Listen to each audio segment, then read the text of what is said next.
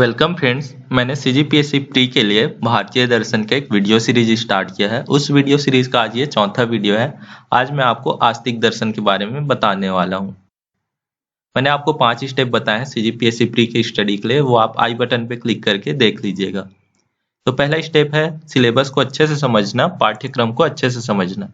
तो वैसे तो ये सीजीपीएससी मेंस का सिलेबस है भारतीय दर्शन का, तो उसी के हिसाब से ही हमें सीजीपीएससी प्री की पढ़ाई करनी है। दूसरा स्टेप है प्रीवियस ईयर का जो क्वेश्चन पेपर है उसका एनालिसिस करना। तो मैंने एनालिसिस करके ही जाना है कि जो क्वेश्चन आते हैं वो उनमें से 2-3 क्वेश्चन जो है सिलेबस से डायरेक्ट आते हैं, तो आपको इस सिलेबस को भी याद रखना है। और आपको हर चीज डिटेल में नहीं पढ़नी है। प्री के लिए आपको सिर्फ नाम और मीनिंग पता होना चाहिए कुछ कुछ शब्दों का। तो उसी के हिसाब से मैं ये वीडियो सीरीज बनाया है। आपको मैं हर चीज डिटेल में नहीं बताऊंगा, आपको मैं डिटेल में अपने मेंस वाले वीडियो सीरीज में बताने वाला हूँ। फिर अब हम आ जाते हैं तीसरे स्टेप पे। तीसरा स्टेप है अच्छे से अध्ययन करना। तो आस्तिक दर्शन में सबसे पहली चीज है सांख्य दर्शन। तो सांख्य दर्शन सबसे पुराना दर्शन है। इसकी स्थापना कपिल मुनि ने की थी। सांख्य दर्शन जो है द्वैतवाद को मानता है और ना कि अद्वैतवाद को, क्योंकि इसमें 2 संस्थाएं हैं, पुरुष और प्रकृति। 2 संस्थाएं, इसलिए द्वैतवाद को यह मानता है। फिर अगली चीज है सांख्य दर्शन का मुख्य उद्देश्य जो है एकाग्रता और ध्यान के माध्यम से स्वयं यानी कि आत्म का ज्ञान प्राप्त करना है। फिर हमारे सिलेबस में पहली चीज है सांख्य दर्शन में सत्कार्यवाद। इसके बारे में समझते हैं। कारण में ही कार्य विद्यमान है। कार्य यानी कि प्रभाव सत्य या वास्तविक है। यह प्रकट होने से पहले ही संभावित रूप में कारण में मौजूद है। उदाहरण से समझे तो जब तेल निकाला जाता है तिल से, तो जो तेल है पहले से ही तिल में है। तो यही चीज है सत्कार्यवाद में कि कार्य जो है पहले से ही कारण में है। तो यह है सत्कार्यवाद की जो कार्य है यानी कि प्रभाव है वह पहले से ही कारण में छुपा होगा। फिर अगली चीज है हमारे सिलेबस में पुरुष। तो पुरुष जो है वह आत्मा और चेतना है। यह निष्क्रिय है, प्रकाशवान है और उदासीन है। फिर अगली चीज है प्रकृति। तो प्रकृति को इस ब्रह्मांड का भौतिक आधार कहा जाता है। और प्रकृति में 3 गुण होते हैं। पहला है तमस। तमस यानी कि यह जो है प्रतिरोध, जड़ता और विघटन का स्रोत है। फिर अगला है रज, जिसको रजो भी बोलते हैं। यह गतिविधि, संवेदना और भावनाओं का स्रोत है। फिर अगला है सत्व। तो सत्व का मतलब है चेतना और सभी उच्च मानसिक अवस्थाएं। तो हमें जो है सत्व गुण अपनाना होता है और तमस और रज से बच के रहना होता है। फिर अगली चीज है सिलेबस में विकासवाद। तो विश्व जो है विकास के दौरान अस्तित्व में आया, इसको किसी ने बनाया नहीं है। तो विकासवाद जो है सत्कार्यवाद से मिलता जुलता है कि जो कार्य है वह पहले से ही कारण में मौजूद है। तो यही चीज जो है विकासवाद का भी मानना है। फिर अब सांख्य के बाद आते हैं योग दर्शन में। तो योग जो है शारीरिक और मानसिक अनुशासन की एक विधि है। स्वयं यानी कि आत्म की प्राप्ति के लिए यह व्यवहारिक मार्ग है। पुरुष को प्रकृति से शारीरिक और मानसिक अनुशासन द्वारा मुक्त करना, यह योग की अवधारणा है। योग के संस्थापक पतंजलि हैं। तो अभी हमने सांख्य में पढ़ा पुरुष और प्रकृति के बारे में। तो वहां पे हमने जाना कि मुख्य उद्देश्य स्वयं की ज्ञान की प्राप्ति करना है। तो सांख्य जो था एक थ्योरी था और उसी चीज का प्रैक्टिकल यानी कि व्यवहारिक मार्ग जो है वह योग दर्शन है।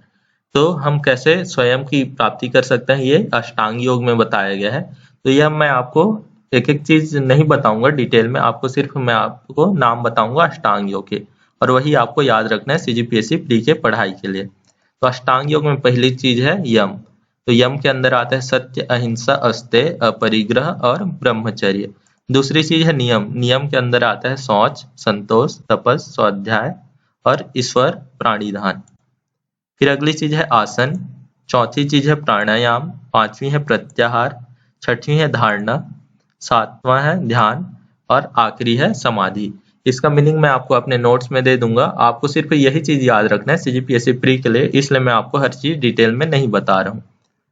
फिर अब योग के बाद आते हैं अगला दर्शन है न्याय। न्याय दर्शन। तो कारण और अनुभव यानी कि वैज्ञानिक दृष्टिकोण के अनुसार ही कुछ भी स्वीकार्य है। तो यह न्याय दर्शन का मानना है कि अगर कोई भी चीज हो रहा है तो उसके पीछे एक कारण होगा, एक अनुभव होगा यानी कि वैज्ञानिक दृष्टिकोण होगी। फिर जो न्याय के संस्थापक हैं वह गौतम मुनि हैं, जिन्होंने न्याय सूत्र लिखा हुआ है। उसके बाद हमारे सिलेबस में पहली चीज है प्रमा न्याय के अंदर। तो मैं आपको यह भी डिटेल में नहीं बताऊंगा, आपको याद रखना है कि प्रमा के अंदर क्या क्या आता है। तो इसके अंदर आता है प्रत्यक्ष, अनुमान, उपमान और शब्द। उपमान का मतलब होता है तुलना, और अनुमान का आप जानते ही होते हैं कि इसका मतलब है कि एक अनुमान लगाना, एक गेस करना। फिर उसके बाद है अगली चीज अप्रमा। तो इसके अंदर आता है स्मृति, संशय, भ्रम और तर्क। फिर उसके बाद है आखिरी चीज न्याय दर्शन में असत्कार्यवाद। तो हमने अभी सत्कार्यवाद के बारे में पढ़ा, तो उसी के अपोजिट है असत्कार्यवाद। तो जो कार्य प्रभाव इसके भौतिक कारण में पहले से मौजूद नहीं है, लेकिन यह एक नई रचना है और एक वास्तविक शुरुआत है। तो यहाँ पे मानना है कि जो कार्य है वह पहले से कारण में नहीं है। जैसे कि कपड़ा है, तो वह जो कपड़ा है वो पहले से ही कारण में नहीं है, जो धागा है उन सब से मिलके जो है कार्य बनता है, मतलब कि एक प्रोसेस चलता है फिर जाके कार्य होता है। यह असत्कार्यवाद का मानना है।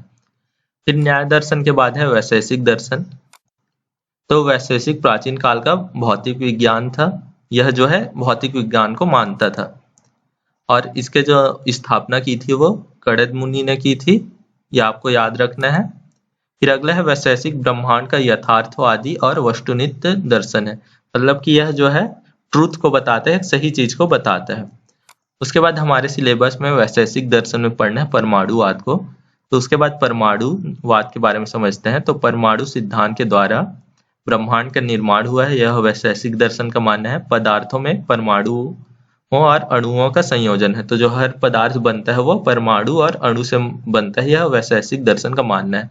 तो पहले जो है वैशेषिक दर्शन न्याय दर्शन के ही अंदर आता था, क्योंकि दोनों साइंटिफिक है, वैज्ञानिक दृष्टिकोण को मानते हैं, लेकिन बाद में अलग कर दिया गया वैशेषिक दर्शन को। फिर आस्तिक दर्शन में अगली चीज पढ़ते हैं हम। अगला है मीमांसा दर्शन। तो मीमांसा का अर्थ होता है विश्लेषण करना और अच्छी तरह से समझना। फिर इसकी स्थापना जो है जैमिनी ऋषि ने की थी। फिर जो मीमांसा है वह वेद की शिक्षाओं पे जोर देता है। तो जो वास्तविक ज्ञान समझा जाता है मीमांसा द्वारा, वह जो है वेद की शिक्षाओं द्वारा माना जाता है। हमारे सिलेबस में फिर मीमांसा में हमें धर्म और अपूर्व के सिद्धांत के बारे में पढ़ना है। तो इसके बारे में समझते हैं। कर्म संस्कारों के प्रकाश में वेद की शिक्षाओं को परखता है, विभिन्न आध्यात्मिक और सांसारिक लाभों की प्राप्ति के लिए यज्ञ के प्रदर्शन पर जोर डालता है। वेदों के हिस्से ब्राह्मण और संहिता पर निर्भर है। तो मीमांसा का मानना है कि हमें जो कर्म संस्कार है, अलग अलग यज्ञ होते हैं और हवन होते हैं, इन सभी को करना है।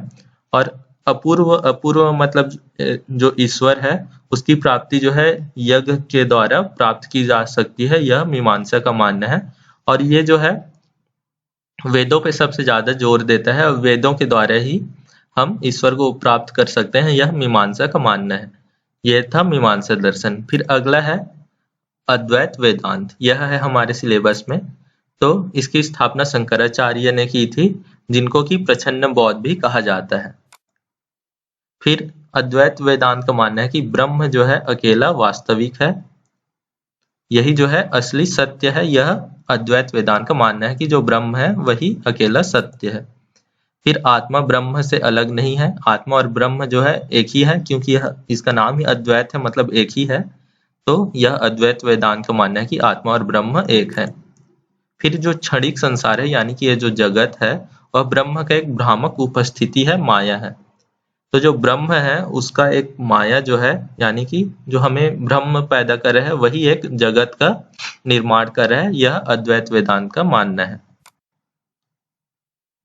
फिर है मोक्ष, यानी कि मुक्ति आत्मा और ब्रह्म की पहचान के विद्या और ज्ञान को प्राप्त करने के माध्यम से हो सकती है। तो अद्वैतवाद का मानना है कि हम मोक्ष कैसे प्राप्त कर सकते हैं, जब हम ब्रह्म का ज्ञान पालें तब हम मोक्ष की प्राप्ति कर सकते हैं, ये अद्वैत वेदांत का मानना है। तो ये था हमारा आस्तिक दर्शन। इसका नोट्स जो है मैं अपने टेलीग्राम चैनल पे 1-2 दिन में डाल दूंगा, तब तक आप अपना पेशेंस बनाए रखिएगा। तो ये था 3 स्टेप। चौथा स्टेप है नोट्स बनाना। तो आप इसका एक नोट्स बना लेना, आप माइंड मैप तैयार कर लेना इसका, वो भी मैंने बताया हुआ है कि माइंड मैप कैसे बनाना है, आप आई बटन पे क्लिक करके देख लीजिएगा। फिर अब हम आते हैं अपने आखिरी स्टेप पे, 5वें स्टेप पे, प्रश्न हल करना। तो 2013 में प्रश्न पूछा गया था, निम्नलिखित में से कौन सा दर्शन शास्त्र का मत है कि वेदों में शाश्वत सत्य है। तो ये मैंने आपको अभी बताया कि वेद पे सबसे ज्यादा जोर कौन डालता है, तो इसका उत्तर हो जाता है मीमांसा। 2016 में पूछा गया था निम्नलिखित में से कौन अष्टांग योग का हिस्सा नहीं है। तो मैंने आपको अष्टांग योग के बारे में बताया।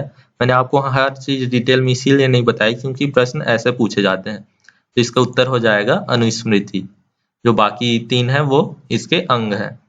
फिर उसके बाद है अद्वैतवाद के अनुसार निम्नलिखित में से कौन किसके द्वारा मोक्ष प्राप्ति की जा सकती है। तो यह भी मैंने आपको जस्ट बताया। तो इसका उत्तर है ज्ञान। फिर 2016 में क्वेश्चन पूछा गया था निम्नलिखित में से किसे भारतीय परमाणुवाद का संस्थापक कहा जाता है। तो परमाणुवाद आता है वैशेषिक, और वैशेषिक के संस्थापक है महर्षि कणल। फिर 2018 में पूछा गया अपूर्व का सिद्धांत किससे संबंधित है। तो ये आप सिलेबस भी याद रहेगा तो आपसे बन जाएगा। इसका उत्तर है मीमांसा।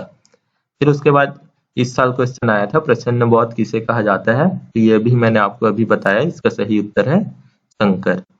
तो ये था वीडियो आस्तिक दर्शन पे। आई होप आपको वीडियो पसंद आई होगी। Thank you for watching. इस वीडियो को लाइक करिएगा, शेयर करिएगा और चैनल को सब्सक्राइब करिएगा।